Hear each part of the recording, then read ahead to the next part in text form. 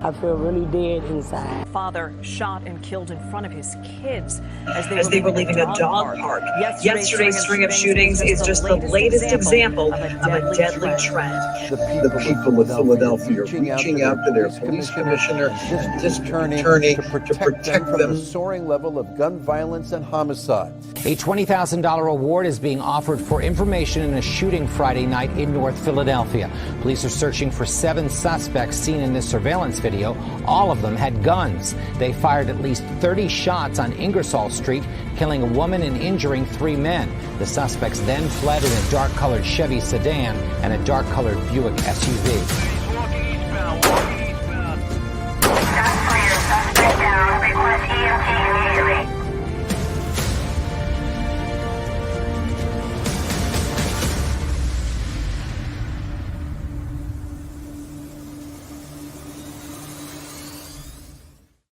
Dark-colored Chevy sedan. Wake up, world. I am your host, Malik Boyd. Welcome to another episode of Heart City. This is a really, really important special, a really important topic. We all have dealt with this issue in some way, shape, or form with various family members, with members of our community across the city. We've seen countless issues of violence.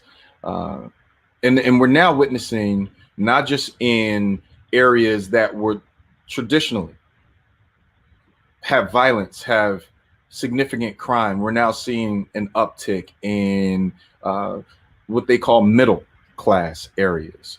And so throughout the nation, this is occurring. Chicago is not the only place. In fact, Philadelphia, as of August of this year, was number 2 in murders.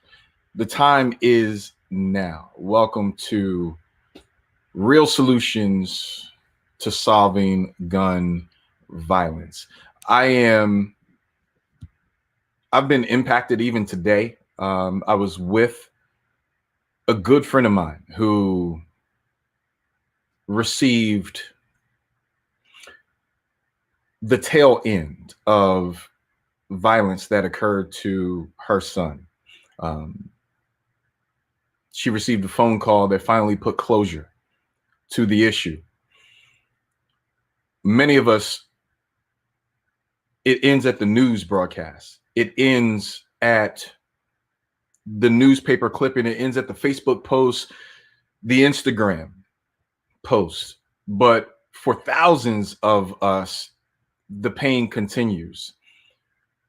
Children who will no longer be here on the earth, the pain that comes with being a parent, burying your child, watching your child's friends then be engaged by the residual violence. The list goes on. The PTSD that our community faces is tremendous. And so tonight, the goal is to put our egos, issues aside. It's no longer a me and mine's. It's all of us together. What can we do to truly address gun violence and the issues that have plagued our community?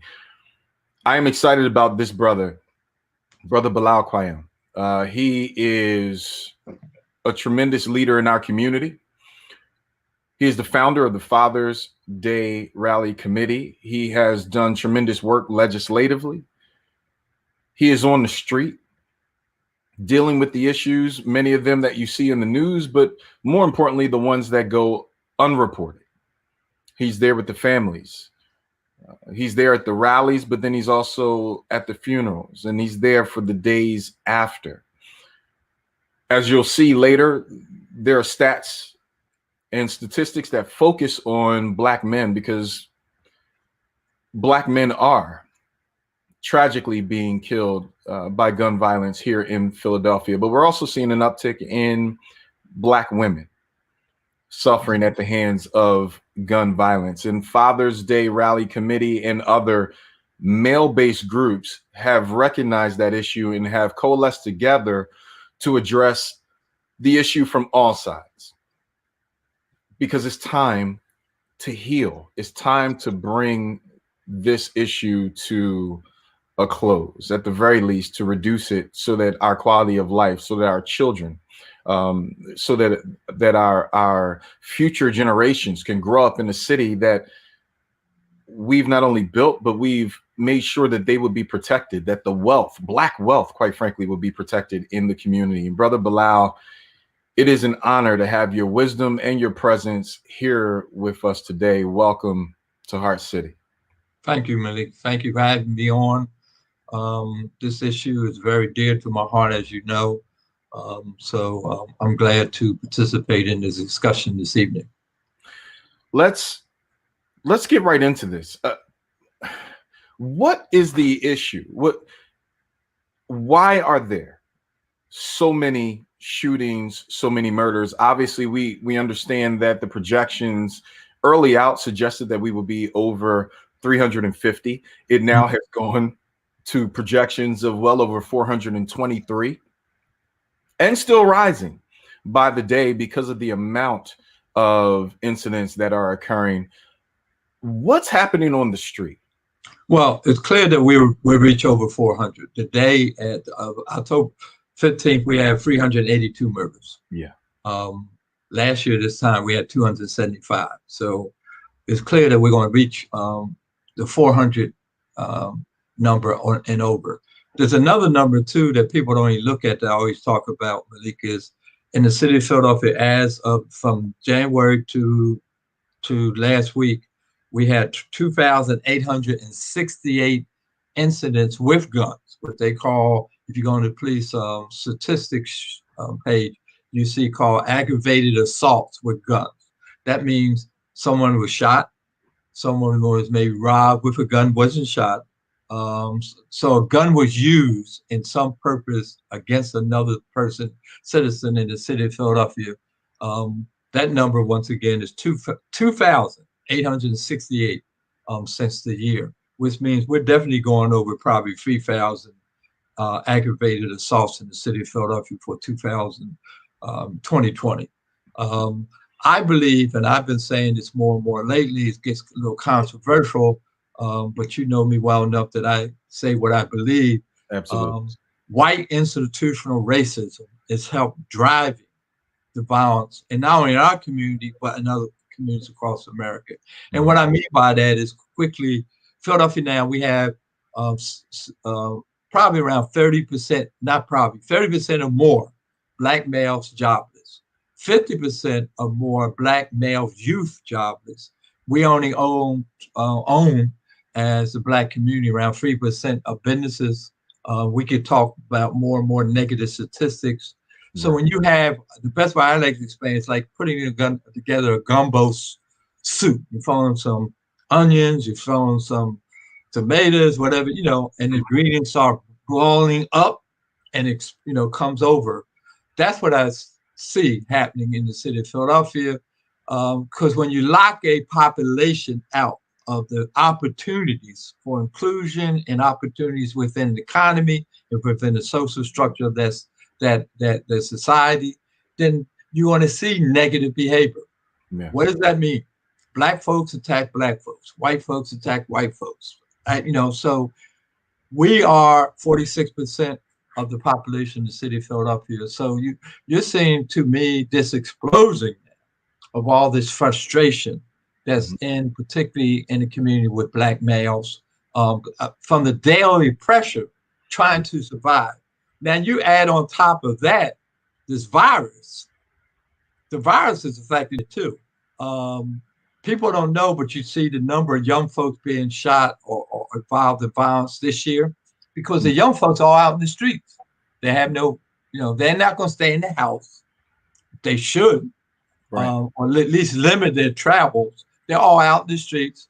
So if I'm a young person, I got a beef with you, I know the best place I'm going to find you is in the streets with me. You're not going to be home, and you're not in school, so you're in the streets. So you add all those together, you put all that together. I believe very strongly that's what is driving the violence in the city of Philadelphia. But let me say this, not only in Philadelphia, but across the country. I'm talking to folks in New York. Shootings and homicides are up in New York. and they were way down, as you well know. Chicago is consistent. Atlanta, cities in North Carolina, Washington, D.C., where they moved out a large percentage of the Black community no longer lives in Washington. So the suburban counties around Washington are now seeing an uptick in violence and shootings and stuff. So it's a national problem, but it's all driven, I really believe, not all of it, but the majority of it is driven by white institutional racism. So let's talk about it. We had a comment, or really a question from Laverne Cheeseborough. It was on the screen previously, and I want to make sure we kind of bring the question back up. She said, why are jobs mostly discussed as a need when it comes to gun violence? There are babies under 18 that can barely work being murdered. That can't be because of jobs. What are your thoughts on Laverne's question? Well, jobs is a crucial solution. I really believe in that. I mean, Laverne that might not know, I think 13 years ago, I walked to Harrisburg and I walked under the banner of jobs, not guns. I know if you give a person a job and you put income in their pockets, particularly Black males, they feel good about themselves. They have self-esteem. They can pay their bills. If they got baby mama drama around court payments or back support, they can take care of that. So a job in America is very important, or having money, income in America is very important. We're a capitalist country. You're going to have money two ways. You get it illegally by doing illegal activity, or you get it done through working or own and operating your own business. So jobs, when she mentioned about babies and stuff like that, she's right. But if a guy is working and he has a pretty good paid job, he's most unlikely to get himself involved in acts of violence, because he's going to think about, look, if I lose my job, if I get involved in an act of violence, I'm going to be, the effect it could have on me personally, but my family. Let me use one quick example, Malik. Last week, around the corner, a young man got shot. I heard an argument between him and another guy in my house, and I said to myself, "This ain't gonna end well." And I heard a bang, and I heard a young lady scream. I ran out my house, ran around the corner. The guy was laying on the ground, shot in his leg, fortunately. Wow. And his girlfriend was putting pressure on his leg, keeping the blood. And I was talking to him while we were waiting for the emergency wagon to come. And I was asking him, well, what caused this? The guy who shot him also lives in an apartment building. They had a previous beef that she thought, and the guy who got shot thought they had settled, right? Now, the guy who shot him, she caught him on tape. The whole thing's on, the argument's on tape, the shooting's on tape, and when he got in his car. He got in his car with his wife and 2 children. So they probably seen this incident. I thought about it, and I was talking to, Dr. Gene Wright, talking to Dr. Gene White about this morning. We had a discussion. That guy shot him, and after he only shot him once, Emily. So I think he probably said, oh, I can't curse, but you know what I'm saying. He probably said, oh, I shouldn't have done that. I live in the same apartment building as this guy. They even know where he works. Yeah. Right? Now, I'm saying all this so people, your listening audience will understand most of the shootings in the city of Philadelphia are argument related. It's not drugs. It's not these gangs. They are part of shootings. But most of the shootings in the city of Philadelphia, this argument related.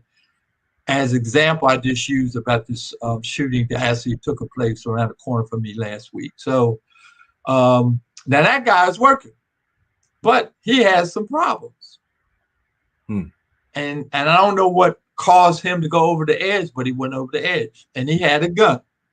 So that's a big issue that we have to address in the city of Philadelphia now, is how do we get the folks to not use guns to settle their arguments? Once again, arguments is the leading cause of shootings in the city of Philadelphia.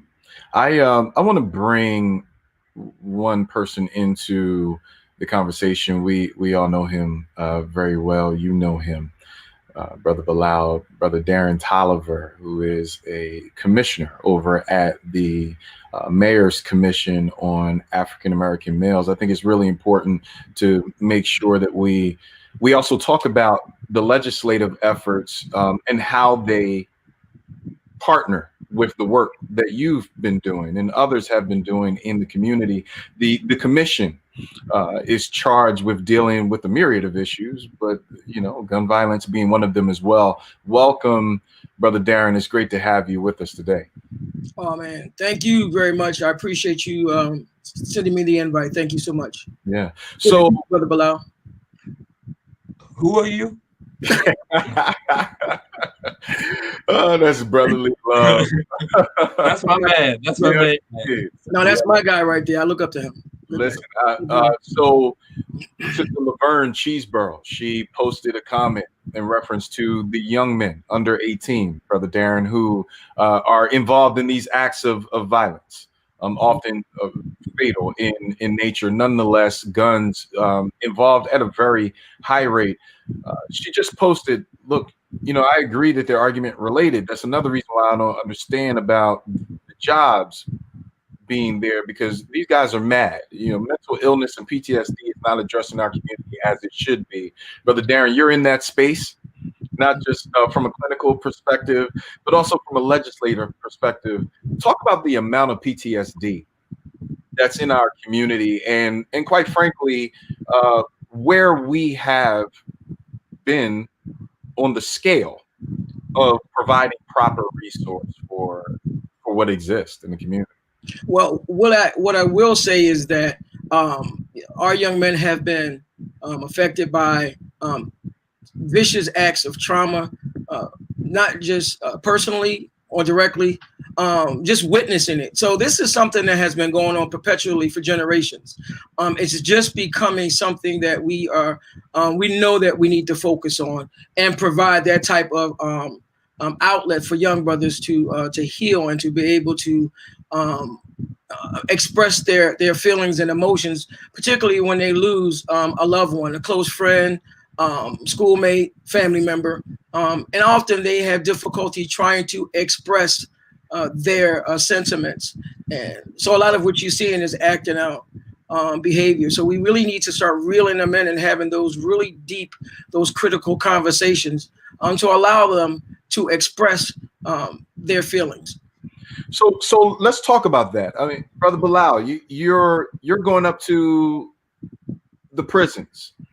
You're speaking to our young people who are incarcerated, who are dealing with issues. Brother Darren, you're doing the same thing. You're mentoring brothers. You're speaking to them on a daily basis, whether it's through the commission or not.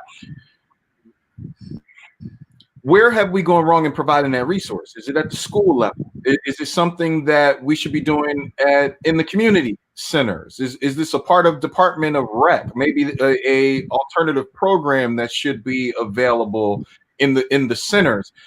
It seems like handling the psychological issues of our community is a conversation point, but often gets left out of the funding stream when it's time. All right. What I will say is this: I would not solely blame the rise in gun violence on a psychological or mental health issue. There are a number of factors that relate, and Brother Bilal definitely covered the racism piece, which is institutional and systemic in nature. White skin privilege, you can't get around that. That's just what's a piece of it.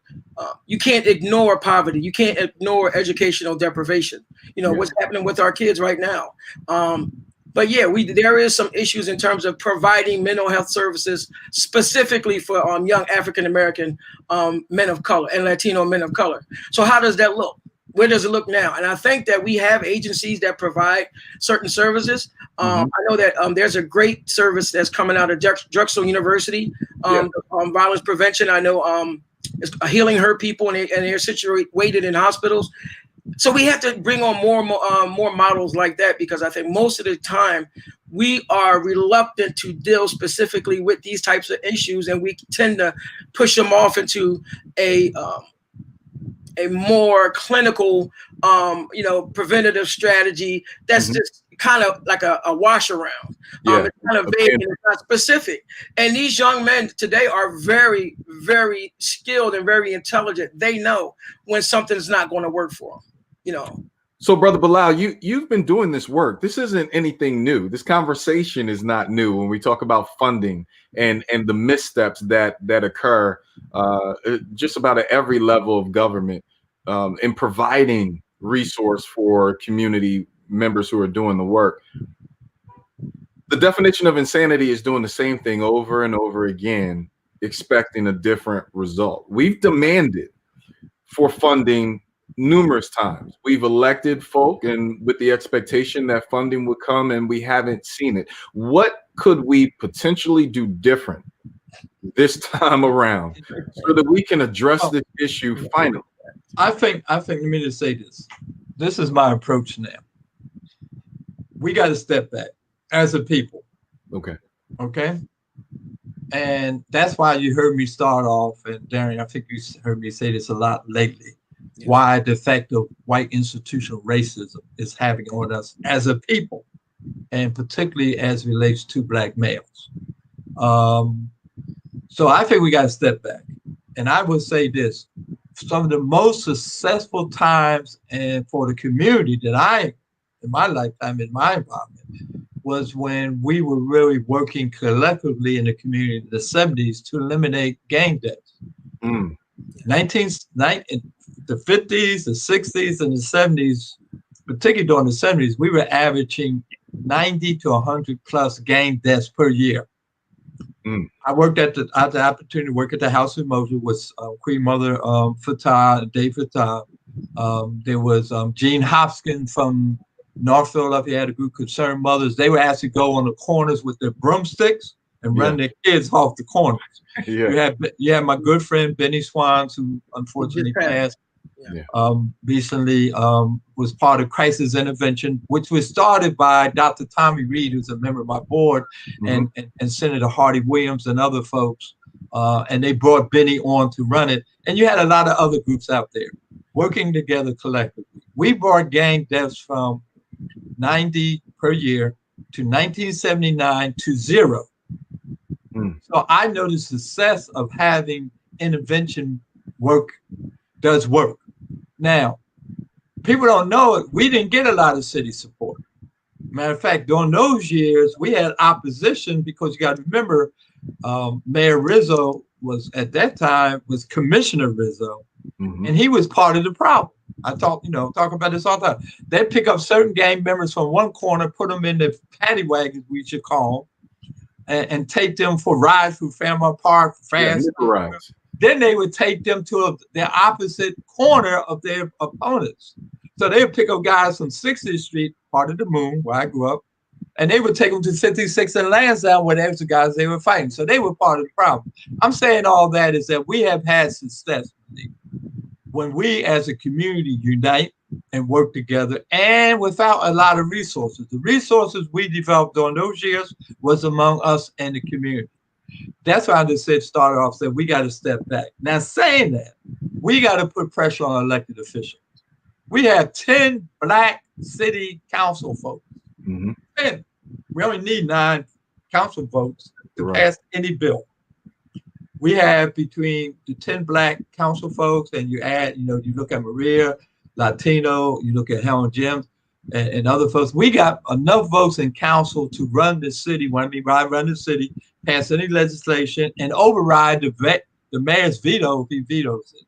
So we got to put pressure on our elected officials that they've got to start doing the right thing and bringing home some of those resources that Darren said. And if they don't, they're all my friends. They know, I mean, this is public. So what I'm saying now is going to be out there. Then we got to replace them. Yeah. Listen, we got to replace them because if you're not bringing home the resources to help your people, then what good are you?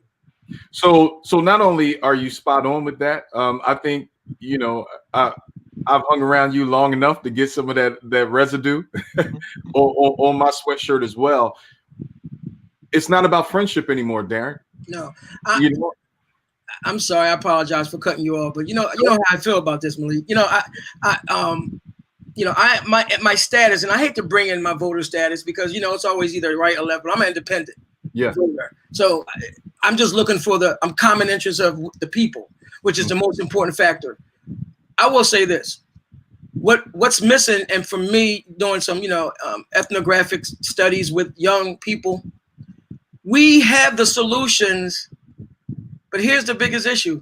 We are talking amongst the choir.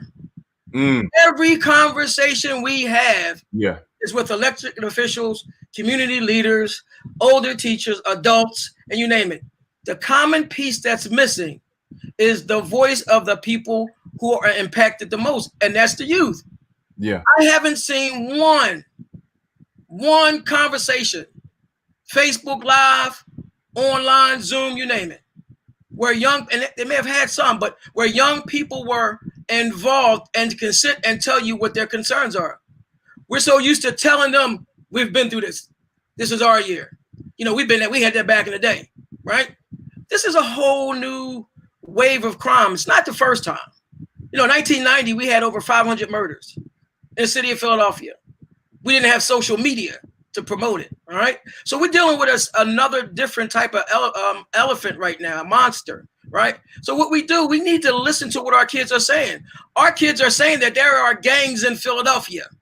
For those who do not believe that there aren't gangs, then you have your head into the ground. The city of Philadelphia has gangs, period. You need to wake up. The lingo that's being said is different. It's being derived from a Chicago point of view of violence, where these kids are aspiring to be like them. The wording that they use. Now, we know everything changes. Back in the day, we used to say gat and stuff like that. Now they use different languages, right? But social media plays a big part in that too. So we aren't using the newer ways or newer models to look at violence and include the people who are being affected the most. That's why we're lacking. That's why the gap is getting wider, because the first thing they try to say is, I ain't trying to hear you, old head. You in the way, right? Yeah. That's what they say. So the question is, tell me, what is wrong? And that's where a trauma-informed lens come from. Tell me. You bring up something that I think we need to address, Brother Bilal. I definitely want you involved in this part of the discussion, because I think it's really important. I'm going to put something up on the screen. I want them to bring this up so you can see what is one of the issues that have plagued us. Now, this is not political, so I don't want anyone to think that we're talking, to your point, Brother Darren, D or R. Let's just talk facts about the issues. And so there is drug operations that exist from the government. And what do I mean by that? So we take a look at Operation Fast and Furious. This occurred from 2009 to 2011. The Phoenix Field Division of the Bureau of Alcohol, Tobacco, and Firearms, that's ATF, for all those that enjoy the three-letter acronyms. But the facts are, over 2,000 firearms were illegally purchased for $1.5 million. Hundreds later were recovered in the United States and Mexico.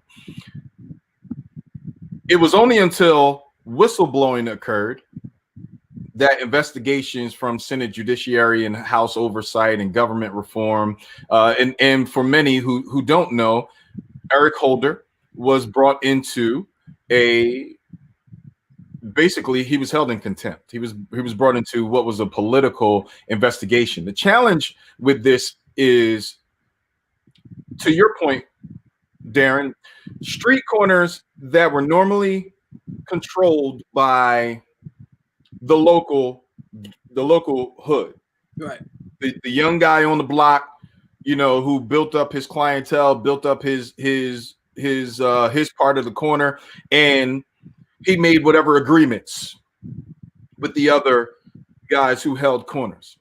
That was good, right? But because of these guns that were allowed to come into places like Texas and Arizona, And then we know for a fact they have been trailed from those gateway states and cities like Phoenix and others straight up into Chicago, into Detroit, over into New York. And so now you have guys who only could get a handgun. At best, they could get a dirty 45 with serial numbers scratched off. Now with AK-47 shooting up SEPTA buses. Yeah.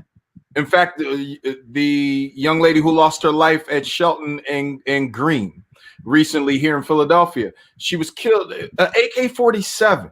Yeah. Right. And so we're watching cartels, quite frankly, be able to supply not only the drugs to our cities, but also to the community as a whole with weapons that we've never seen before. Brother Bilal, that's a conversation that oftentimes we don't want to touch because it's political and it's D versus R. But the truth is, to your point, there's an agenda that has allowed some of this to come in. And this has nothing to do with administrations. This has everything to do with powers that have long been in place before. Oh, no. I mean, look, present. The gun lobbyists are some of the strongest lobbyists in America.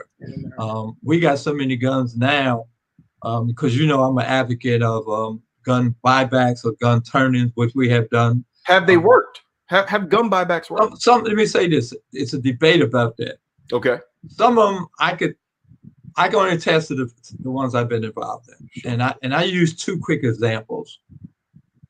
Woman came in, turned in the gun, and basically told me she got the gun from her 16-year-old son. She was working, came home, was tired, cooked dinner for her children, went up and got her bath, whatever she done, came downstairs, wanted to take it easy, laid on her sofa, and she felt this hard object on her butt. She looked under the back, the pillow, and it was a gun. So she took that gun, she turned it into one of our gun buybacks. And luckily, because that young man, heavens knows what had happened if he had taken that gun out in the street. He might have had the gun, as we talked earlier, Malik, because he wanted protection, because one of that he wanted to shoot you or me or Darian, but he didn't want to be on the court on the street without one. And a lot of young males are carrying guns because of that. That's one incident. The other incident is a guy came in and he had a gun. He said, "Look, I'm turning in my gun. My nephew tried to shoot my brother. The gun got jammed. He was able to get the gun out of his nephew's hand. He turned it in." So I know those two incidents, and there's many more. The last gun turn, when we did the gun turning, not about buyback, but we asked parents to take responsibility, do room checks and stuff. One of the guns turned in the church at the church on Germantown Avenue was an AK-47. Yeah. So getting that off the street alone, if that was the only gun we got off the street that day, I would have been happy. You know what an AK-47 could have done to out in the street. So I'm one who believes in it. Now, people argue that no statistics show that it really helps. Well, I know in certain instances, like I just gave you some examples, I know getting those guns off the streets of the city of Philadelphia made a difference. So I support gun. Matter of fact, I'm working on a gun buyback initiative. It's going to happen in December. You're going to hear about it. That's really going to blow folks' minds when we announce it. But I agree with that. I think that there is this divide between old heads and young boys, and I can't use, as y'all know, can't use the word old heads now because young boys are telling me that I am no longer the old head. I am uncle. So I said to them, I said, "What does that mean?" I don't know if you heard this term. What's up, They refer to us now as uncle. Their old heads are the guys standing on the corner with them in their early 30s or maybe in their 20s.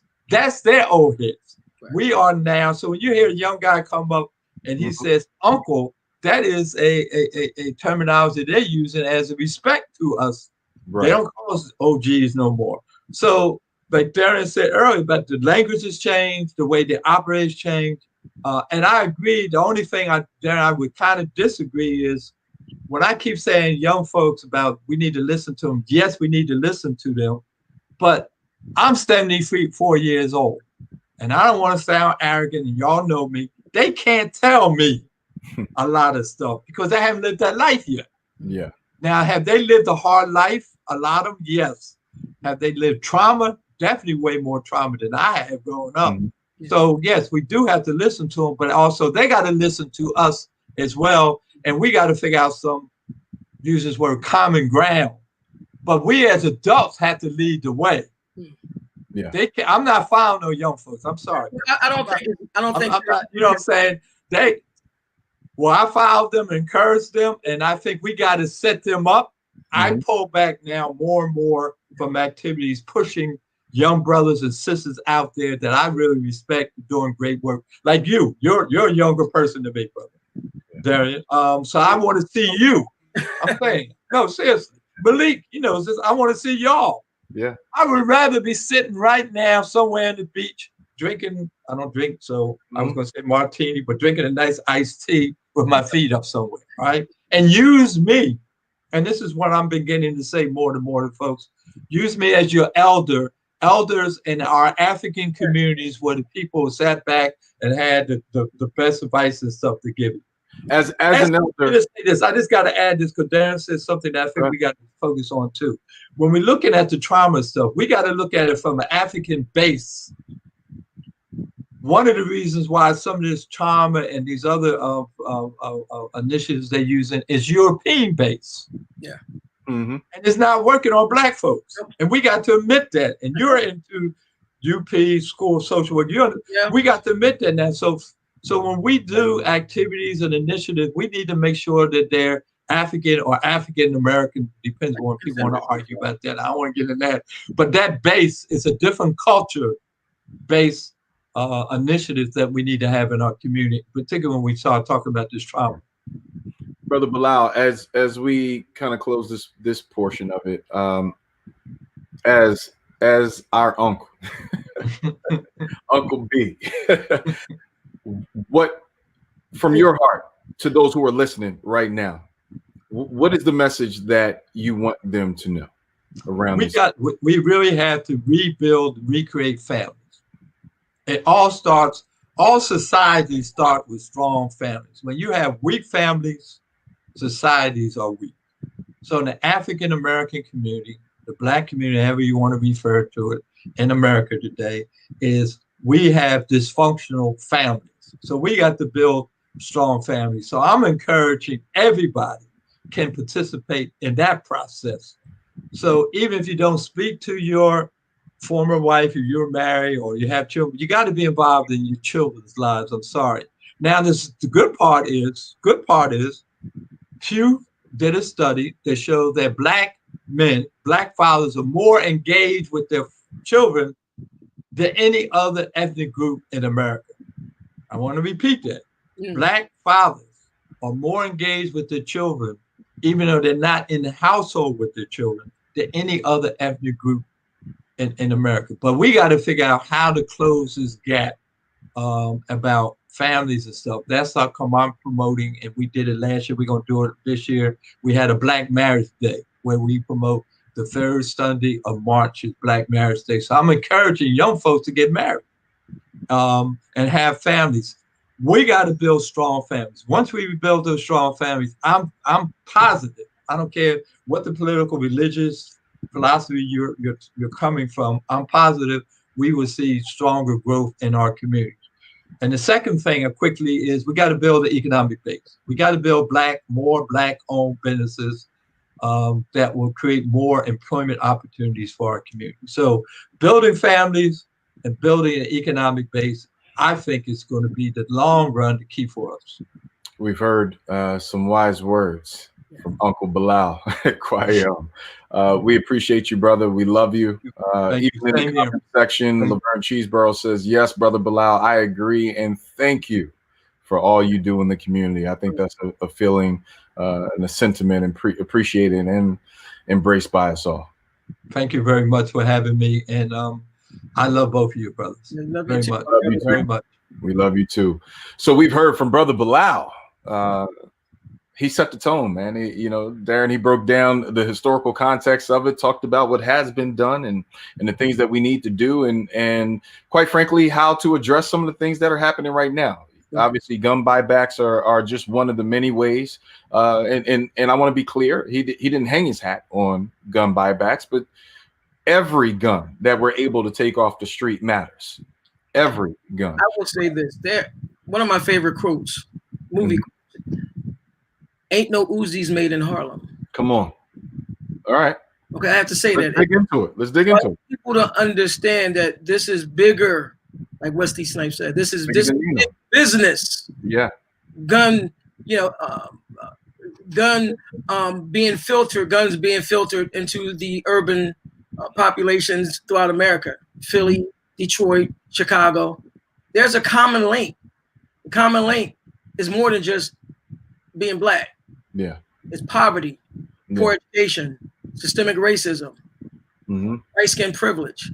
All of that. It's a multitude of issues. And when people say, and it kills me when they say, "Oh, Black Lives Matter," but what about black on black crime? And that's a whole nother right wing conspiracy ideology that was developed in the 70s. If people really knew, but they go on and say, "Well, blacks kill blacks." We don't kill blacks because of our skin color. Yeah. Right. And we are disproportionately higher than any other race in terms of violence. But let's be clear, there's more whites that get killed in America than blacks. Yep. Right? So what's the reason? See, they don't want to give you a reason because that's how racism works. It points in one direction. You never rarely get a chance to point it back to them. So when you do, ask a white person, how does it feel to be white in America? It's to your point, what has happened in this political climate has allowed us to address a myriad of issues. Yes, the world right now, or at least the culture, is talking about Ice Cube and the conversation that he has had recently. And we're talking about the contract for Black America versus the Platinum Plan versus Biden's Lift Every Voice plan. Ultimately, what I see missing from all of that in a very real way are the resources to deal with the violence that really impacts the economics. We can't talk about rebuilding cities. We can't talk about making world-class cities if we're not talking about the conditions that keep us from being a world-class city.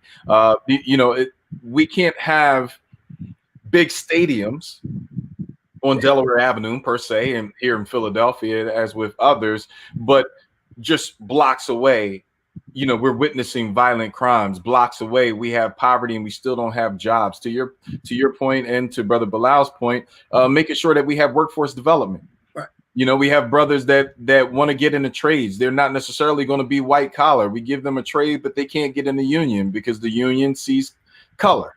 Right. The union believes in white solidarity. And when you approach them with it, their white fragility.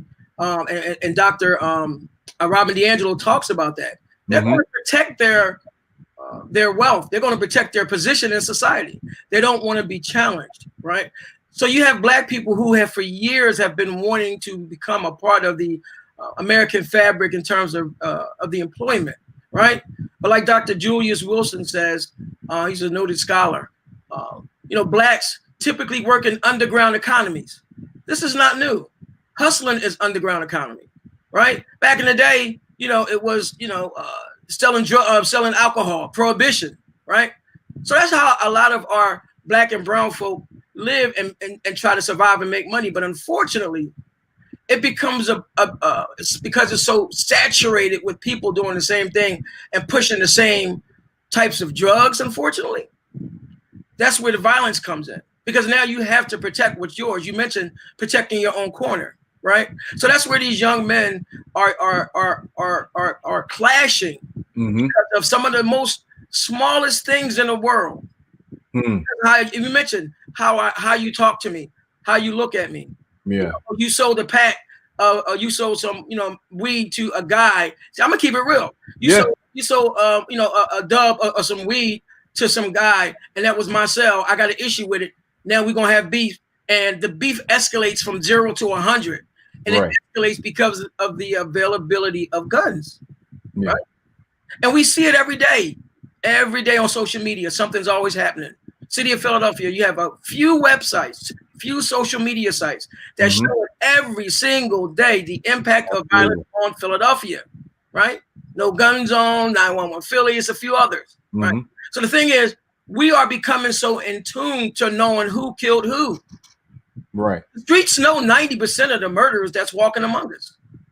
And, you know, I'll be honest, I am convinced, just me personally, I'm not speaking as an esteemed scholar of this, and there's a myriad of reasons for why gun violence has happened and continues to plague our communities. But I am convinced that our corners are now controlled by others. They're not controlled by our local young boys anymore. They're pushing they're pushing product that's coming from somewhere else that's also being controlled by someone else. The corner and the distribution points are now controlled by others. So even though we're having a conversation with them, they have to answer to someone else in order to keep their corner. Now, to Brother Bilal's point, add in COVID and a myriad of other issues that stopped me from getting gainful employment. And now you see, to your point, an increase in gun violence from gang-related activity. Listen, how do we address this gang-related activity? Because these gangs, they're operating differently now. The level of violence, the type of shootings that are occurring, the execution style that's happening. In fact, they're shooting at cops. You know, they're trying to run over guys in front of cops because they're such a they're so desensitized. So let's be clear. What happened to George Floyd was kind of the tip of the iceberg. We cannot dismiss how that affected the Black psyche, particularly among Black men, right? Myself included. You other ones, older, different generations. So you add that in the mix of all of the other issues that young Black men have been dealing with, right? So they're at the point where they just simply don't care. When we tell America, Ice Cube, NWA told America, F the police years ago, right? And people say, well, why would you say that? You know, we don't see that. See, that's the white privilege of being insulated outside of the spaces that we occupy. We see it every day. We come outside and we see police that may say something derogatory or ignorant. I've had it happen to me a number of times. I've been pulled over a number of times. I don't want to use my lens, a micro lens, because it's more of a macro issue, and it's finally brought to the head of America. We have your attention. So the young men are at a point where we just simply don't care anymore. And I understand it. So they're starting to figure out where can we get our strengths from? And the strengths are coming from places, like I said, Chicago, where the language is tough. You get guys who celebrate being killers. Celebrate being killers. They may not use that term. They use a term like steppers. So if you hear somebody say, oh, that young guy, oh, he's a stepper. Pay close attention to what they're saying, right? The lingo has changed. I have a list of gangs in Philadelphia that I've gotten on my own, by my own research. A litany, right? So when people say, you know, like us, I grew up 62nd and Vine. I'm from Vine Street, Malik. I don't know where you grew up at. It's a neighborhood thing. It has increased 2, 3, 4 times fold. Absolutely. Absolutely. And the sad part is I've spoke to teachers. It has really invaded our public schools and charter schools in Philadelphia, and that's where it's becoming more potentially dangerous. So it's interesting that you bring that up. I want to bring in Maxine Goodin. Many of us in the Delaware Valley know her very well for Ja World and the great work that she has done to ensure that youth are no longer impacted by gun violence. However, that organization was created due to an event that occurred to her son, Ja's son. And so, Max, welcome to Heart City. It's good to have you with us today. Thanks for having me. So, can you hear me? We can hear you good. We can hear you. So I want to bring up some points. I want us to be able to kind of address some of this. Philadelphia ranks second in the nation in the number of homicides so far this year, just behind Chicago, to Brother Darren's point, according to the statistics that have been presented by Philadelphia Police Commissioner Danielle Outlaw. In addition, Outlaw said the top issues for the research that has been done through the police department include existing rivalries between gangs and groups, competition for territory to sell drugs, beefs between individuals, to Brother Bilal's point, and a rise in the likelihood for individuals to carry firearms. Max, Darren was bringing up a point around the school system. Some of our youth who are carrying, not because they're killers or steppers, as Darren talked about, but I'm trying to protect myself. I'm trying to fit in. I'm trying to match the culture that I have to deal with in order to survive. To Brother Bilal's point earlier, talking about parents needing to search the rooms. But it's not just about searching the room just to find the gun. We now have to really go deeper than that. We have to have a conversation as to why is the gun there in the first place. Talk about that issue, because you're doing mentorship for young girls and for young boys as well. How are they faring? The ones that aren't the killers, the ones that aren't the drug dealers, how are they handling the issues of the day?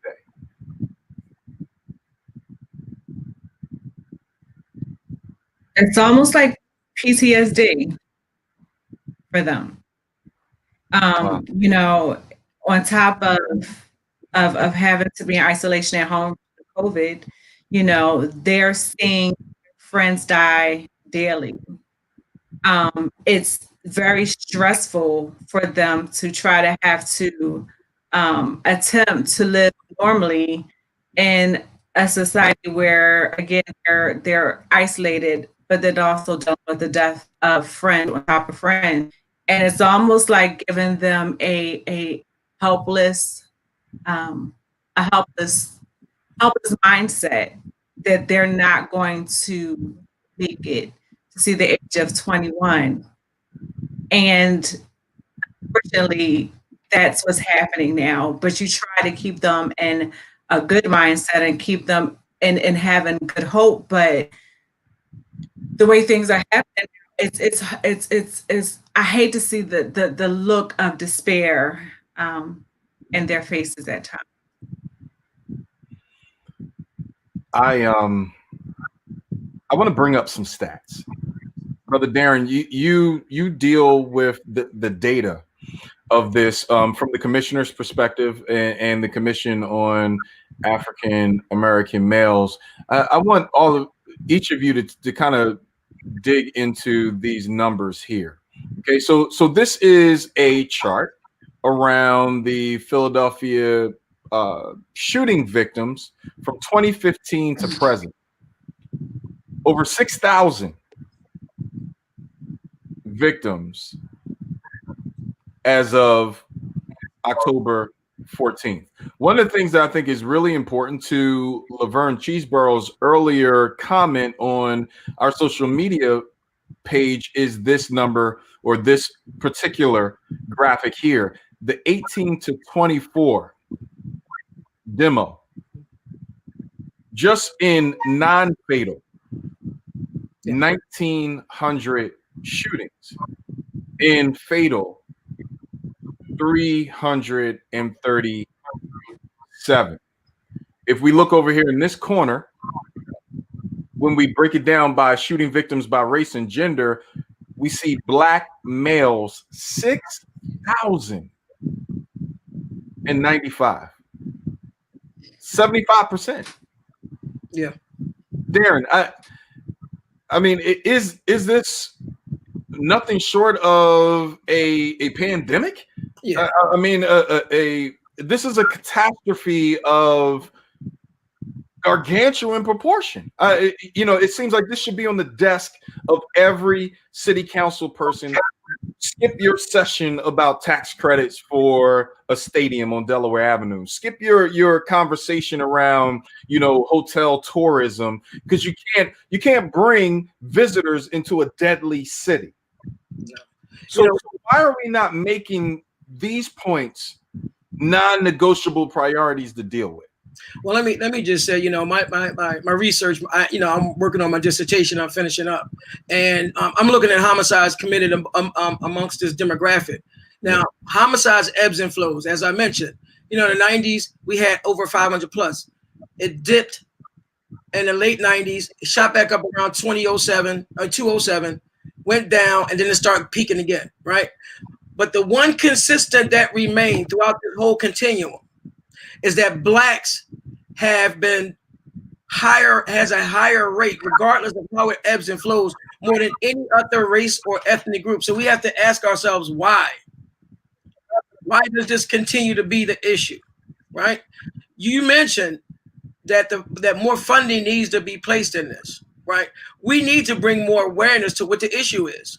The sister just got finished talking about how kids are feeling hopeless. That is what's called anomie from a sociological perspective. Anomie, where they feel so disconnected, so helpless that their lives aren't really worth living within the continuum of our society, right?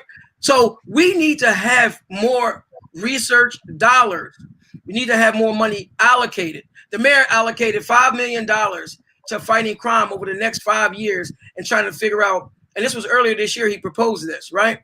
$5 million. Do you know in the grand scheme of things what $5 million is to this big issue? Look at the numbers that you just posited from 2015, right? $5 million. So, right, I totally believe that we really need to start funneling more money, allocating more money. And that comes from, and I hate to use this term because people misuse it and don't understand it when they say defunding the police. Because we don't want to get rid of the police. Right? We don't want that kind of society. What we do want is to take some funds that's allocated, use it to be able to work with sisters in school and different programs, or brothers with programs in school that can help these young men to avoid what they call a school to prison pipeline. Yeah. Right? But we got to have dollars to do it. And we also have to think outside the box. We have returning citizens right now. Pennsylvania had the highest number of juvenile homicide offenders in the country. Over 500 in the state of Pennsylvania. The county of Philadelphia alone had over 335 juvenile homicide offenders. Yeah. Some are starting to come home. These are guys that we're talking about who are committed these crimes, but now they're coming back to tell the story. So why aren't we using them to help us in working with the youth and people who are in these positions from 18? I say 18, I'll go earlier than that. I'll say 15 to 24. Right? We need to have these conversations with them and the people that they're going to listen to in order to make a difference. And it does start with money. I totally agree. Max, you've heard Darren's points. What are your thoughts around the funding for programs? Obviously, your program, Job World, you've done that, squarely from donations from those who love you and love the mission, but largely out of pocket. But you see and deal with some of the most challenging youth in the city. From one who's doing the work, what are we missing legislatively? And what can we, as those who are watching and supporting the work that you and Darren and others are doing, what can we do to rally around you beyond the donation? We get the donation side, but it's bigger than that. What do we have to do to make sure that the pipeline of resources, even if it's 5 million, that it starts going to effective programs that can really do the work and get the numbers moving? And I'm glad you said that, because I was going to say there's a lot of organizations out here that do the work. However, what I say a lot of times is that there's organizations, but parents don't take advantage of them.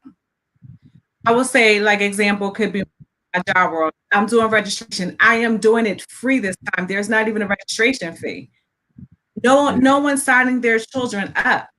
Parents nowadays do not involve their children in activities. They a lot of times let them do their own thing, which is a big part of this problem. And number two, I feel like there's organizations out here that do get money, but they aren't held accountable. They don't have stats. Yeah. What their organization a big, but they continue to get funding. Yes. That's a problem. And they continue to get, you know, if they have like programs, they continue to talk about those well-known programs, but they don't have any stats showing that they're really doing things for the youth and helping the community. That's the biggest issue. They're having to hold these accountable for what they're getting funded for, and that's not being done. That's a problem. So Brother Darren, to that point, you know, the sister said it so eloquently. I really don't want to say, listen, this is not rocket science, man. We've been in this road before. Bilal mentioned it in the 60s and 70s. You know, we lived through the 90s with the, you know, the crack era and things that's going on in the hood and you know, JBM and all these other. We've seen this before. Right. It's the same perpetual level of violence that's going on, right? And then you hear the cry, this clarion call that we need anti-violence measures. We're going to form this task force. We're going to get this together. But we never look at the metrics and any outcomes that come from that. Yeah. It always looks good to say what we're going to do, but we don't have a chance to go through the data and say, oh, wow, let me look at this program. And there's so many organizations, as the sister said, everyone operating in silos. So it's so difficult to know who's doing this in West Philly. What organization in South Philly can help this young brother? Yeah. What about this sister? And women is really becoming a rising number within homicides as offenders and victims. Trust me. So how do we help them? How do we reach out to them? Right. So where are these organizations? And they're out there. But why aren't they being funded? They have money to fund a mummers parade where you get racists that walk every day up and down, and you get whites who don't say anything for damn near 15 blocks, knowing that what they're doing is racist, but yet the city still funnels money into making sure that racist practice continues, right? Yeah. You have all of these other different programs that's going on, but we got to say, listen, look at the paper. Look what's going on with Black and brown men in the city of Philadelphia. Why is it now? Why are you listening to what we've been saying? It's been labeled as a public health crisis, not just in Philly, but I mean, everyone has said it. So now what? We're labeling it. Now what? So I am fed up, quite frankly, and I reached out to a couple council folk to join this conversation because I think, you know, I want to give perspective and their friends and their close friends. Not a problem, but fell woefully short in stepping up on this.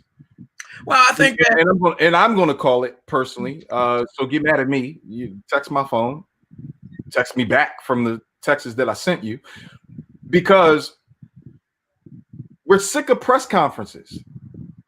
To your point, Darren, we're preaching to the choir. So standing in front of the Cato statue, talking about what needs to be done in North Philly is the most stupidest thing I've ever seen in my life. It's political grandstanding. It's disrespectful. Yeah, and I think that about people's lives here, right? So you're in this tight suit that you just got out the cleaners. You're in this uniform. You're not even on the streets. You're talking to grandmothers and families who are held up in their homes. Right, they're prisoners. Go down to in their homes. You're talking to them on a newscast, but you're not even walking the street at night. You're not even stepping up. You're leaving that to the churches to do. You're letting the young brothers who are trying to make a difference put themselves in harm's way when it's your job. This is your district. This is your city. You're here to represent us. Step up. I mean, and that's my personal statement, because Max, you've gone through this. Like, this is personal for you. We're not talking theoretical. Yeah. You lost a son.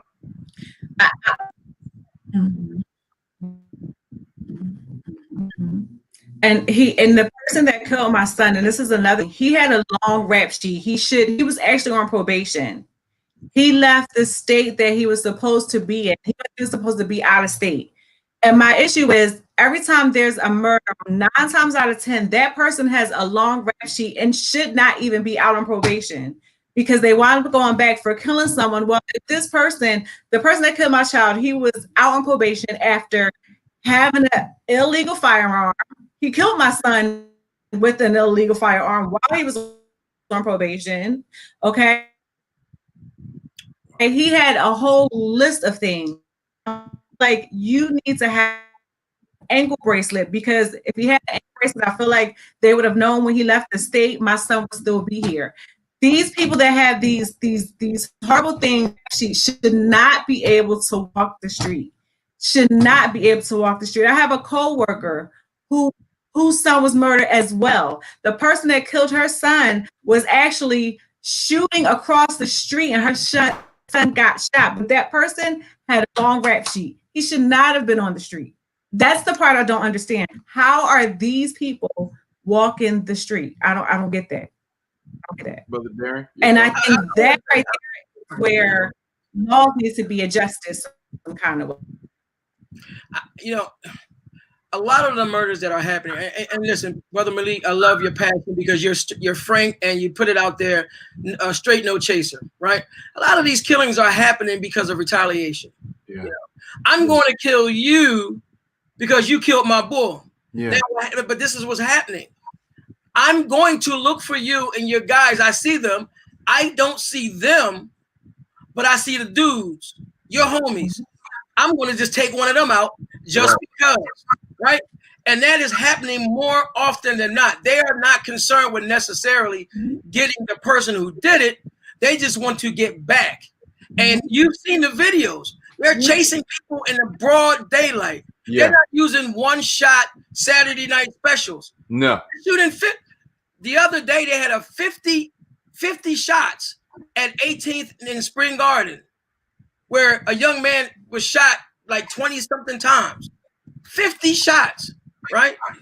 Where is this level, caliber of artillery, this weapon? Where is it? How is it coming into the city of Philadelphia? You cannot tell me that there's not a political piece that's involved in saturating the city to keep us occupied while other things are being done, right? Yeah. But here's the problem. The problem is when we talk about guns, we talk about Philadelphia, and we may talk about Pittsburgh, right? Mm-hmm. The county. I forgot. Over there. Allegheny County. Allegheny County. You have Alabama in between. Yeah. They're not giving up no guns. In fact, they want more guns. Mm-hmm. They have a shortage now on bullets. You can go check right now for yourself. Right. I'm telling you. So we are at a crossroads where we have to figure out how we're going to address and how can we keep people safe. Yeah. I mean, right now it's really, I want people to get the training. I want the brothers to get the help that they needed. But at the same time, we have to protect the moms and pops and the little kids that want to walk to the store and they got a duck. You know, we had a killing up near my old way, 63rd Street, where a young man was shot, a young boy was shot in the head in the middle of a crossfire in the summertime, right? So how do we stop those incidents from happening? So we have to really consider providing a stronger safety, a safety valve for our citizens. I mean, you can't get around it. People could say ratting, we're ratting. Hey, Malik, you're a rat. I tell people, I laugh at that because I have no idea what that means. I am a responsible citizen. That's it. Point and I love my brothers and sisters. So if I see any wrongdoing with my neighbors, I was raised by the village concept. Right. So let's talk about that, because I want to go from, I want to play a video because I want, and this is no disrespect, but I want the folk who are not impacted by this, who don't see it at their door every day, who look at it through the Citizen app and don't have to look through the window and actually see these bullets coming down their street or hitting their cars. I want them to see what's out here, because you're not going to be able to, you can't just move the Willow Grove. You're not going to just be able to move to the county, right? Because crime is going to follow, right? Once it saturates, it then expands. So this is, regardless of what you think, regardless of what you're talking about at your tea parties and your little Zoom meetings, you're going to have to join in with the rest of the community to deal with this. But I want to play this because I want people to see what's on people's street corners every day. A $20,000 award is being offered for information in a shooting Friday night in North Philadelphia. Police are searching for 7 suspects seen in this surveillance video. All of them had guns. They fired at least 30 shots on Ingersoll Street, killing a woman and injuring 3 men. The suspects then fled in a dark-colored Chevy sedan and a dark-colored Buick SUV. I mean, really. That's on the street and it's coming your way. So stop playing with this and acting like it's just an inner city issue. Yeah. Stop playing with this and acting like it's just a North Philly issue. We're seeing shots now, Ivy Hill Road. For those who are watching from other areas, that's going towards the outskirts of Philadelphia. We're seeing West Oak Lane, constant uptick in killings and murders because what's happening, to your point, Brother Darren, they're making a little bit of bread and they're moving out of the area that they serve. So they're like, I'm gonna keep my product in North Philly, but now I'm gonna go move in West Oak Lane. I'm gonna let my young boy run the corner. That's right. That's right. But it's coming. It's here. And the thing is, the manner in which they're shooting. You just showed a rated PG version, exactly, of the videos that's out here. Listen to what I'm saying. You just demonstrated the rated PG version. They don't even use PG, I don't think, or G anymore. You have to see a young man, and I hate to be direct, when you see someone to get purposely shot 10 times in the head. Yeah. These videos are out there every single day. Every day. Right? Now we say we want people to wake up to the violence, but apparently I don't know if it's a social media badge of honor because this is how they communicate. They communicate through music. Yeah. You hear them talking about how they're going after their partner. Oh, he dropped a disc. Now I'm going to go after him right in front of my door. I live in North Philadelphia, in an area that they want to take me out because they want to buy my property. Right. Mm-hmm. Some young man came out and shot at 3 PM with about 12 people out, little kids came out and shot up the little cul. I live in a cul-de-sac, shot it up, right? Wow. With no rhyme, no reason. They were looking for one specific person, but I don't see him, so I'm gonna shoot up everybody, right? Didn't make the news. Listen, did not make the news. Yeah. Did not make the newspaper, right? This is happening more often, and there is no outcry about it, unfortunately.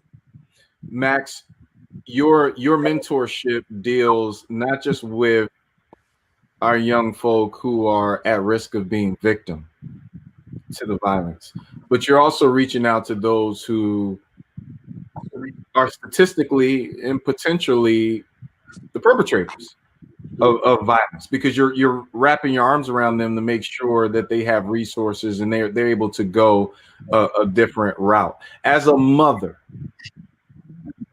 who has experienced probably one of the most life-changing moments that could ever happen, what do you want to say to those who are listening now who feel like, well, that's in that neighborhood, it's not in my neighborhood, I'm in the safe section of Philadelphia, or I don't have school age children? What do they need to hear from your heart?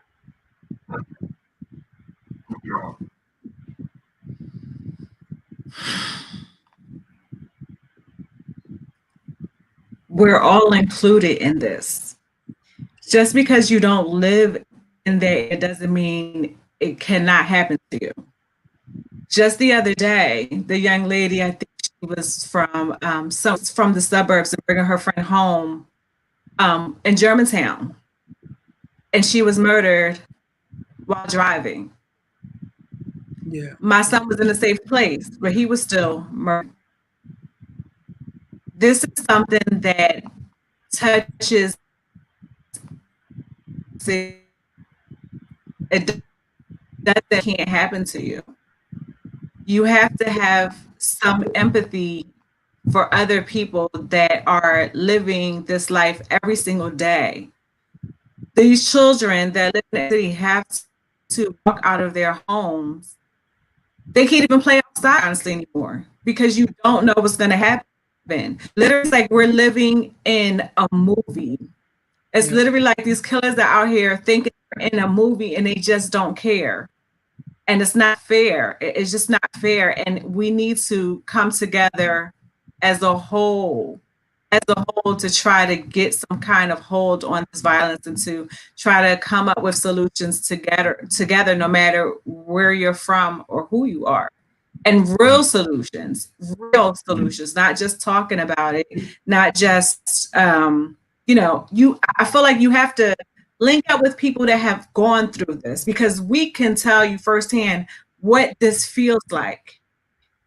I do, because my son was in there and I said, I was already, but I can no longer sit back and not try to help young men so that they don't become not young man, because he was older, but that man that killed my child for no reason at all. I can't sit back and do nothing. So I do what I do. I need to know, what do you need from me? How can I help you? And sometimes it's just, I feel like our Black males, they hold everything in. They're not allowed to express anger if they're feeling angry, or they don't know how to express it. And so then it comes out into this, I say, quote unquote, being a man by you going out there shooting somebody. But it takes you more to be a man by just talking it out or trying to emotionally show what you're feeling versus doing it in a violent way. We have to teach our males that it's okay to cry. It's okay to be angry, but not feel like you have to take someone's life. Wow. We have That's to why do more of that teaching. That's why fathers are so important. Mm. My father passed in 2013. One of the hardest things I ever did, because I lived with my mom and father my whole entire, my life. They raised me. So the importance of having a strong figure that you can lean on, that you can go to in times of trouble and give you the correct information, the correct guidance, instead of leading you down a path that's going to get you roofed. And that's what we have right now. We have these young men who are they're so quote unquote, like Brother Bilal said, they're old heads on the corner standing right next to him. Well, just ask yourself, why is my old head standing right next to me in the corner doing the exact same thing that he was doing 15 years ago? Absolutely. How successful is he? Right? So that's who they're taking their cues from. Right? So she is absolutely right. These boys and these men are hurting. And for years, they haven't had a lane, a vehicle to be able to express their pain, their issues in a manner that's deemed safe, and it doesn't take away from your masculinity because you cried, because you hurt, right? So we need to instill those virtues in our kids, that it's okay to cry, it's okay to feel pain. In our young adults, it's okay to cry, it's okay to feel hurt. Okay, it's okay to question certain things, right? Yeah. One of the questions I pose to kids when I work with them, I ask them this: what does your dad say about you? When I say that, right?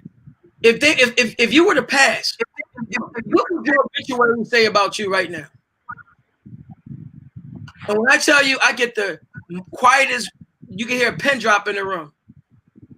You have to challenge them to think of who they are. And that's the breaking point right there. We don't push them to look at themselves internally. We accept what they give us. And a lot of times what they give us is a bunch of crap. We have to know this young brother is talented as an artist. Do you know this brother got skill as being a computer programmer? Our young kids have amazing talent. They will never get a chance to develop it if we don't find a way to listen to what they are saying to us. And that's what it boils down to. We have to listen. It's not about being better, or we're not telling them that we know what's right. The adult in the situation is saying, you know what, let me lend pause, and you tell me, what do I need to do to help you? So let's now talk about real action steps, like real tangible things that we can advocate for, that those who are watching the broadcast can go to their legislators and get their community groups and around, because for me personally, I don't want to hear a damn thing about development of anything. Don't talk to me about no new projects happening. First of all, because Black and Brown aren't even a part of the contracting on that anyway, in a real way. There's not an economic boom happening for our inner city to begin with. But you can't talk about the economics of the city without truly addressing the violence first, because you're going to guarantee that whatever money you make is going to run from the city immediately in whatever form or fashion you have brought it into. And so what are some of the action steps that we need to talk to city council about, that we need to talk to the state about? I appreciate some of the 10-point bulletins that were brought in, even around law enforcement and the treatment of African Americans, but we also saw that Black people got the short end of the stick on that, because out of 10 or so points, only 2 got in, with 8 sitting in the wing. Right. And this is with a police officer's foot on George Floyd's neck. This is in the heat of that. It's clear we need something more than just change.org petition. I think we need to. I'm sorry. No, go ahead there. I just think that we need to look at this more from a communal responsibility. You know, a lot of times police and policy, a lot of those things are always reactionary, right? Circumstantial after the fact. You know, we have to hold our own village accountable. We have to look at what it is about us and our innate African-centered spirit that we are reluctant to be able to touch, to be able to look for answers as to why these things happen. We have to hold our own brothers and sisters accountable. We cannot be afraid. We cannot turn our back. We cannot say that these things are happening when they are. So we have to develop stronger communities within ourselves. We have to be more vocal. And we have to also have government invest money into programs like the Good Sisters. Here's the thing. We don't always need a sports basketball program, a recreational program. That's what they always want to throw those programs at us. Let's play basketball at 12 at night, right? Yeah. Those kind of things. Yeah. No, we have, our kids are more intelligent than that. I come in from these cities. I got a whole box of obituaries from guys who had talent, but they just couldn't reach it. Right? So we need to tap in and say, listen, we need more. We can offer STEM programs in the evening. Why not? We got guys that are interested in science and technology and math. Let's tap those types of resources. Let's tap in some of these companies that use Philadelphia residents that take our money and leave the city. Let's hold them accountable and say, hey, listen, you want to come in our city and do business? We want to make sure that you put some money into our infrastructure, into our cities, into our youth with these X, Y, and Z programs. That's what we need. And that's why the employment thing is really so powerful. Because if you let your money talks. That's what the bag is. These young kids want the bag. You worked in the Mayor Summer Youth Program. I did it too. That was one of the first jobs I had. I was so proud to bring my $102.50 home every week, right? But it taught me something. And I think that these young kids don't have that right now. And it's unfortunate. So we do have to have the city paying attention and not just say, we're going to do this and do that, not stand in front of the Cato statue. But say, hey, listen, we're going to develop this program and we're going to bring educators and we're going to have outside major corporations. Amazon is tons of money. Have them donate money to some of these programs to help aid the violence in Philadelphia. It would seem to me concerted effort. It would seem to me, even based on what you're saying and what I've heard from Max and others, if we can tax cigarettes, hugs, drink, sugar, 25-cent hug. Come on. And so if we can do that for pre-K, right, which was interesting in itself because money went to the general fund instead of where it was supposed to go. That's a story for another day. That's another special.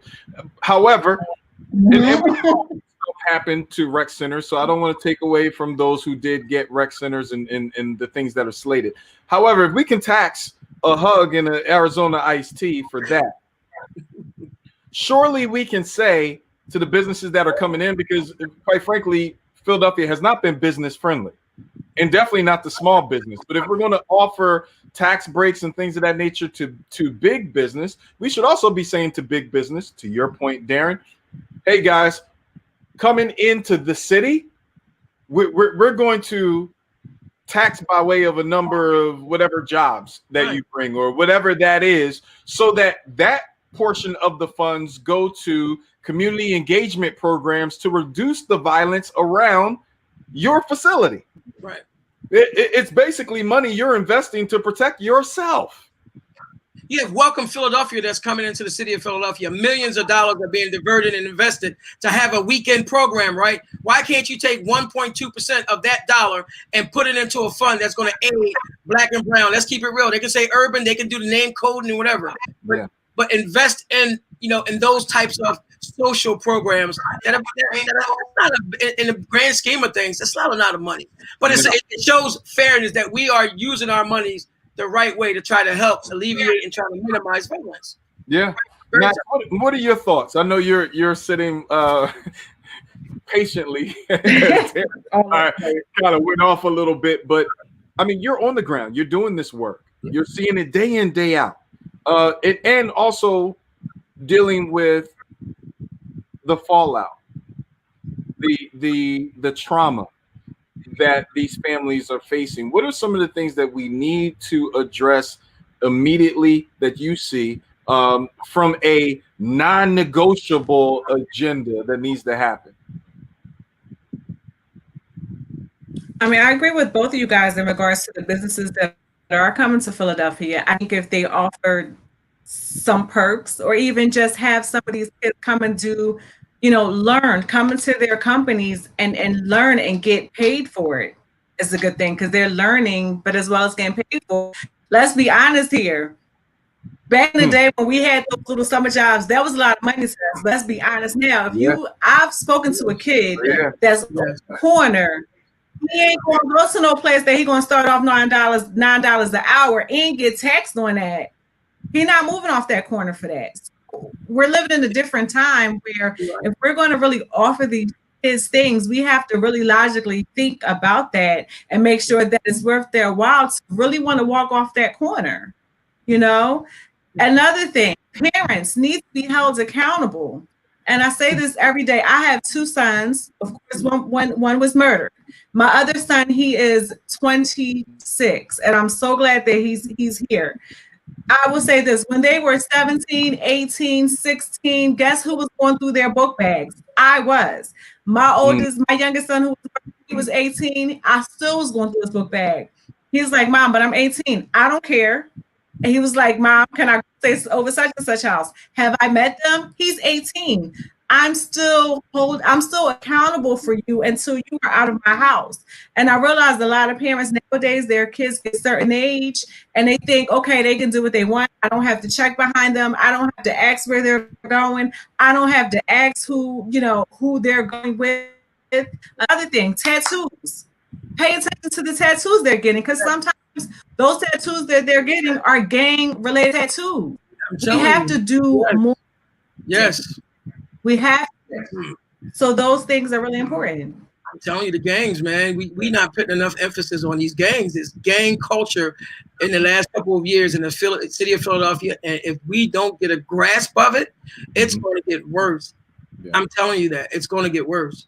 And I think both of you touching on this gang piece, the tattoos, I think that's something. So parents who are listening, those who are watching the broadcast, I encourage you to share it with parents of school-age children and even younger children. It's just time to have frank conversation. But around that gang issue, it's so important, because those young folk that may not even have that element innately in them, but due to peer pressure, they succumb to it. Due to peer pressure, they get involved. And here's the funny thing about it, and it's not funny, but the challenging thing about this is those young folk who succumb to it by way of peer pressure tend to be the ones who make the mistake on the street. Yeah. They tend to be the one that you know, I'm shooting above and beyond because I'm trying to prove a point. I got to act cool. I got to act like I'm down because I don't want the retribution if I don't deliver, you know, or they're the one that doesn't have the street smart. So they walk into something and end up in chalk because of the lack of common sense or street sense in that way. And so, Brother Darren, from the commission perspective, what can those who are watching, what can we do to begin to make this a priority? I tell people all the time, power concedes to nothing without demand. However, it's not finished there. Right. Demand and consequence. There has to be consequence. So if you don't deal with this, then we do that. Yeah. And so what do we need to do to provide the consequence for the issues that you consistently address? Well, I think before we can even jump to the consequences and the outcomes, we have to take a step back and find out, why are you going down, or why are you heading down a road that you know is potentially going to leave you roofed up, SCI, Graterford, Huntington, you name it, or leave you down 6th and Green, right? So we have to figure out what's going on. I think one of the things that the commission's office, what we like to do, what we're interested in doing, is holding listening sessions. See, a lot of times people don't know who we are. The only way for us to help you, we were voted in the office by thanks of Councilman Curtis Jones, who helped get the commission permanent, Wilson Good and others. So it's important to under the Office of Black Male Engagement. We want to hear from you. Don't allow us to go and fight and address policies that's not going to affect Black and brown boys and men in the city. Yeah. So when we say we're having a listening session on Facebook or on the Zoom, and we're going to just sit back and we want you to tell us, what should we be concerned about? What do we need to focus our energies and synergies on in terms of changing the lives of Blacks? Is it education? What part of violence do we need to know? How can we address that systemically, holistically, right?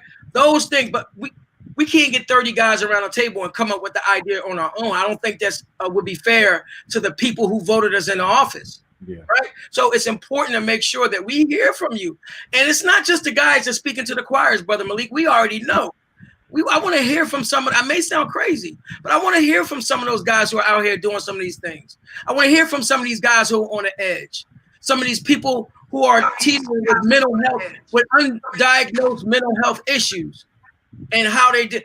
We need to know what is going on in order to create policies, because we have the ear of the mayor.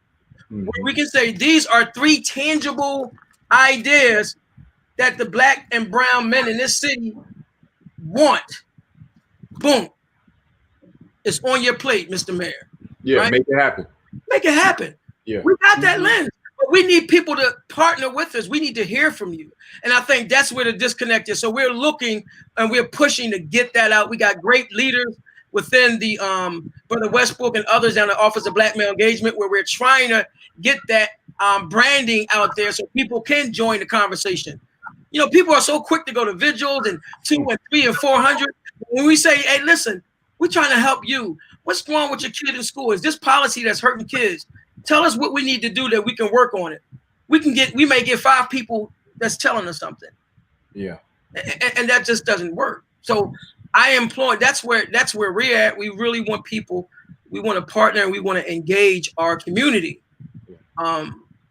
Is it possible, because some of our young folks, some of the individuals who may have a propensity to engage in violence, they're not necessarily going to jump on the Zoom to have a conversation with their OGs, so to speak, right? Is it very well possible for us to even do a COVID safe walking tour in the community? You know, as much as these electeds walk up and down the street, they need to join right in with the commission and walk and sit on these corners and have some conversation. COVID friendly, or safe, but nonetheless be on the corner and have the dialogue. Max, you heard Darren's clarion call around the need for us to be engaged and talking to these individuals. In fact, some of them are in the mentoring program. You're signing up individuals now. Is it a way to bridge that gap and bring some of those mentoring opportunities and those young folk in those opportunities to Darren's conversation, so that we can begin to hear from those young people and make sure they're in the conversation? Definitely. I think it would be good because it will let them know what they need. I think that's the biggest thing. We don't ask. We're so quick to put something on them, but we don't never ask, what do you need? What do you need from us? And I think that's is looking to try to get other people, because number one, I can't do it myself. I try, but I can't. Number two, we all have to come together to figure this out. So Brother Darren, another potential solution, our small business community. I think it's very important that their voices are also heard, because their voices are often muted when we talk about commercial corridor development, because normally they're anchor stores that get a chance to have a conversation, and most of them are from outside the state, outside the city, so they don't have the commitment that the small business has. Some of those small businesses live and thrive, quite frankly, especially our Black businesses, in the community and from the community. So when we talk about job development, workforce development, I think that also hearing their ability to hear what needs to happen and what they need to be able to thrive so that they can continue to reinvest in the community is equally as important. Do you think that that's a part of a dialogue that will be helpful? Well, absolutely. You have to understand, as far as African Americans, and I mentioned the underground economy, as it relates to how we came up through the generations, through the Jim Crow era, civil rights. We all have mom and pop businesses, families that own beauty shops, all kind of different. Now it's a little bit more elevated. So we want to help them solidify their position in the city, a la a Black Wall Street in Tulsa, Oklahoma. It's definitely doable. We have to hold, the city hall has an office, a business office for Black business owners. We got to make sure they're connected to every single resources that their competitors are. These open contracts and things like that. But then when it comes to working with youth, we have to have them open the doors to be able to say, hey, listen, I want to bring you on as an apprenticeship program, and maybe the city can give some sort of, some sort of funding to support that, right? I have friends that own funeral businesses that people will say, hey, listen, I'm interested. I know it's weird. They're like, listen, this is how we learn from the funeral business. That's one that's been going for years and generations, passed down through families. You learn because you're able, and somebody opened up their arms and their doors to say, hey, listen, I need to pass this on to the next person, right? And then I'm gonna tell you something that's even more troubling, and you may disagree with me, but I feel like I need to say this. We have political figures who have been in office for far too long. Oh, listen, bro, hand up. Okay. 2 hands up. I'm with you on that. Right. They will never adopt a 3-term limit. So what happens is, do they prepare the next generation of scholars or next generation of politicians and grass and movers and shakers? No.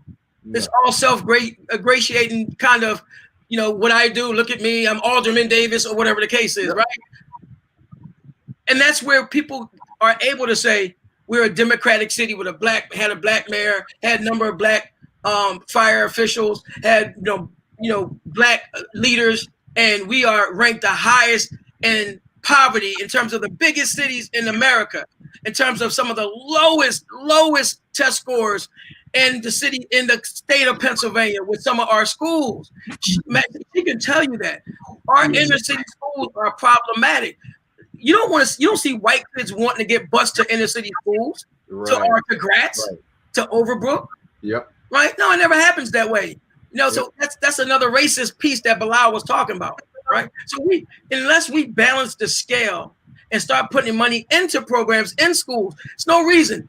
She's lost a son. I can't even begin to think how that feels, right?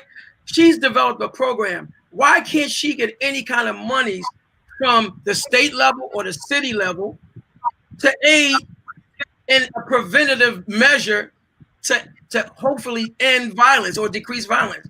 It doesn't make sense that they don't look at these kind of people doing the kind of work. And that's where they're missing, like you said, grassroots. They're not on the ground. They don't have boots on the ground. I know I'll get some phone calls for this, and I get it. And I say this in love, but some of that consequence that should be there, because quite frankly, I believe it's 20,000 signatures to get a movement on the ballot, or an option or a question on the ballot. Quite frankly, if y'all don't, city council folk, if y'all don't address this in a meaningful way and not, the placating, but real time solutions, I think is because it's only 20,000. Yeah, we should have 20,000 signatures on the ballot to introduce term limits.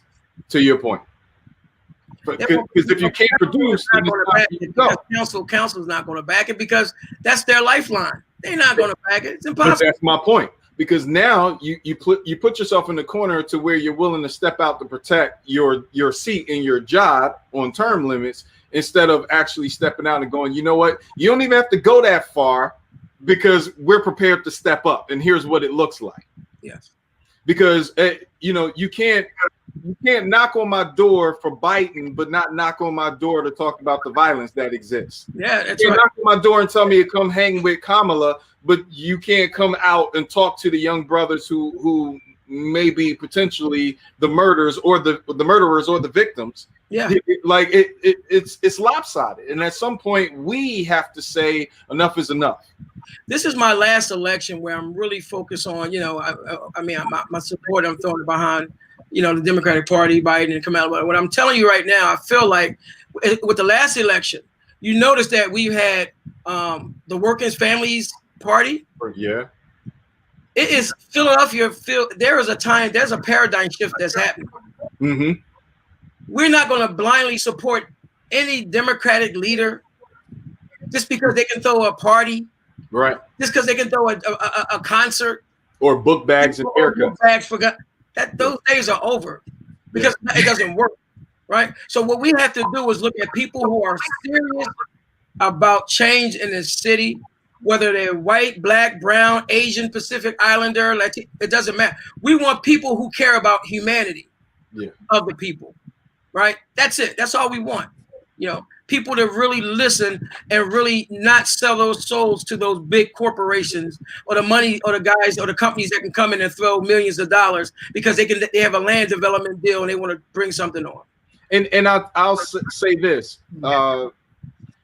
We as an electorate need to understand it's not just in November 3rd in that election, but every election. You can have someone who is well-intended, get them elected. But if you don't put your money next to your vote, if you don't understand how PACs work, if you don't understand the mother's milk of politics, what you're doing is bringing a good person into a bad system who will ultimately get corroded by the rust that will come from that system. It's just how it works, because you insulate your great elected official by funding them enough so that they don't have to go to someone for a 10,000 or 11.5 check because they got to stay in office because they can't extract it out of their own community. That's because then their interests get compromised. Interest gets compromised. That's right. That's right. That's where money comes in. So we've got to learn politics just as much as we're demanding that people do what needs to be done. Max, the guys have talked. We fully support you. We fully support the countless other workers, founders of nonprofits, those who are doing the work. And I need to say this on behalf of this city and the region, those you touch. We all honor you. Yeah. None of us, can understand your particular experience. But we know that your commitment to doing job world, your commitment to getting out every day despite the tragic loss is a blessing to some young person every day who may just need to see you, who may need to be a part of Job World's programming so that they can have a chance to survive, a chance to grow, a chance to be a part of the God-given design.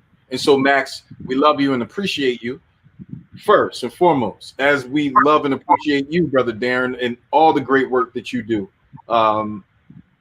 It goes without saying, you are truly more than a brother, man. This city would be something else if you and Brother Bilal were not a part of this great work. And so I love you both, man, and honor you accordingly. And it's you as well. I mean, you know, anytime you need anything, I'm always here. I love what you've been doing. Let's just be clear. You know, with this COVID and people doing virtual programs, you've been doing this for years. Yeah. This is what you do, right? And people know, more people need to know what you do, not just on a local scale, but on a national. I've been telling you that for years, yeah. Right? But I appreciate everything you're doing, and you're giving voice to the voiceless, right? Which is something that is, you have to admire you for doing it. And I appreciate everything that you're doing, and just keep pushing forward, man. Let's just hope that we can have change in 2021. Absolutely. 2020 is a done deal.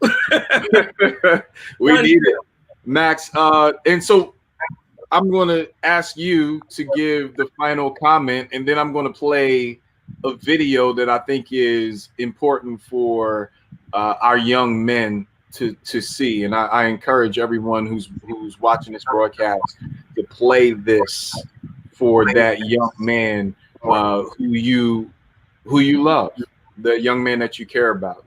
Max, your final comments. God, leave it all up to me. I'm under pressure, right? But I just wanted to say, you know, I'm grateful again to you both for what the work that you do. Please continue to do it. Malik, of course, thank you so much for giving us a voice. It's so needed. And again, I think this is really important, especially this conversation, because it was a no holds barred conversation. And we need this because, again, we can't get to keep on Zoom meetings. We can't just keep marching these kids. These guys in the corner, okay, they marching, but it means nothing. We have to really get out there and really put our boots on and go to these and really see what these young men need. We need to start looking at these young men in the corner and build them into mentors that our younger generation need right now. Yeah. They don't have it. And it breaks my heart, because it's like we're going to become extinct if this continues. And we have to do better. We have to do better. Parents, you have to have some open dialogue with your children. I don't care how old they are. Know where they're going. You know, look through their stuff. Ask them about school. We have to start talking. We can no longer afford to be silent. We can no longer afford to sit back and think that it won't affect your family, because it will. It will. That's the way it's going. We have to just do more. We have to do more. The time is now. And I'm thankful that there are countless others like Brother Darren Tolliver, like Maxine Goodin, like Brother Bilal Qayyum, who are doing the work.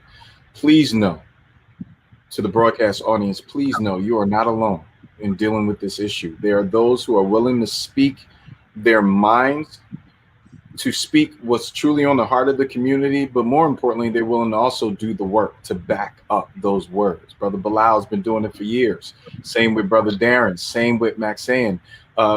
We can come together to make a difference. It's time to hold folk accountable. And that doesn't just mean legislators. That's right. That means community as well. But we know it's not easy to stand in front of groups of folk who are shooting AK-47s and tell them to stop. We get that. We understand the challenge that comes with living in a community that's plagued with violence or has upticks in violence. However, there are ways for us to deal with this. There are partnerships that we can put together to deal with this. And more importantly, there are folk that are already at the table, like Brother Darren Tolliver and the commission, who are committed to hearing from you. So I want you to understand, you don't have to go email. I'm not picking on them, but you don't have to go email city council.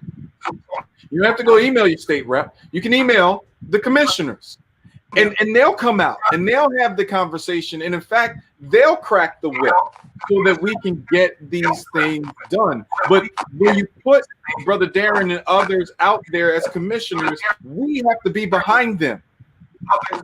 Just like, we got to be out there doubly as much as we were out there for protesting for George Floyd. That's right. So when the commission has a meeting, we need to pack the house. When the commission says, you know what, we're showing up as city council and we're going to address it, you need to pack the house and let those folk know that the time is now. Like, the gig is up.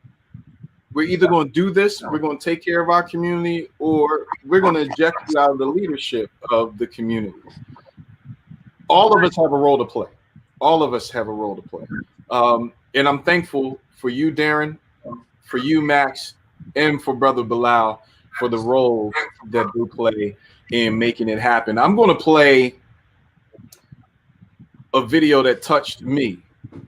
And I want to kind of close with this because I think young men need to see this, hear it on a daily basis. And this should be the crux and core by which we love on our young folk. Love. You said love. That's a key word. Dear Black man. Dear Black man. Dear Black man. Dear Black man. I know that the world wants to portray you to be a certain thing, but I see you. You are beautiful. You are smart. You are valued. You are a king. You are someone's love, someone's light.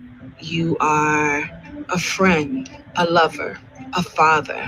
I see you guys out there being providers. I see you being loving. Young men like my son could look at you and say, if he did it, I could do it. Your past does not have to define your future. The struggle is there, but at the same time, we believe in you. I'm sorry that the world sees you sometimes as a scary person. You're not scary. You're someone's son, you're someone's husband, and I truly love you. You can do it. I value you. Don't let nothing stop you, because young men are looking up to you.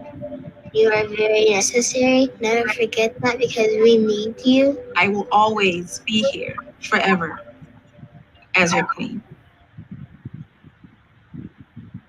That says it all. Wow. That says it all. Yep. Thank you, Brother Darren. Sister Max, thank you so much. It's been my pleasure. Sharing this time and moment with the listening audience. For those who have watched this, thank you so much for coming and spending this time on a Friday. We don't take it lightly. And I hope that this adds some value to the discussion. Please share it with those you love. It is not about us at Heart City. It's about passing this information on, making sure that we have the dialogues that other outlets won't have. And I'm thankful to those who are doing those conversations. For those who are in the community doing the work, we honor you and the conversations that you are having. We need more Black media to have these conversations, to address the issues of the day. We just lost here in Philadelphia Earl Harvey, the founder of Black Professional News. And it's outlets like those that are so crucial to make sure that we're able to really address the issues and make sure that impact really happens in our community. Please follow the Commission on African American Males. Make sure you talk to Brother Darren Tolliver and others who are on the commission. Job World, we're going to post that information. Make sure that you get engaged with Job World and the great work that they're doing, not just in mentorship, but programming around events and things of that nature. And so post-COVID, as things begin to turn into whatever new normal it shall be, it's important that we have organizations like Job World in the space doing the work, and that we're supporting them as well. And you already know, if you're in, quite frankly, if you're on just the East Coast alone, the great work of Brother Bilal Qayyum and the Father's Day Rally Committee. they're doing tremendous work, not just gun buybacks. They're doing drives in the community and carpools in the community. They're on the corners talking to our young folk. They're doing job training and supporting those who are doing job training. They're doing everything possible. I need you to get out there and support them. It's not about what organization has the lead. It's about how far we can go and what can we really do to make a difference. I love each and every one of you, and I'm thankful that you joined us today. The time is now. We can produce real solutions to addressing the issues of gun violence. I'll see you next week.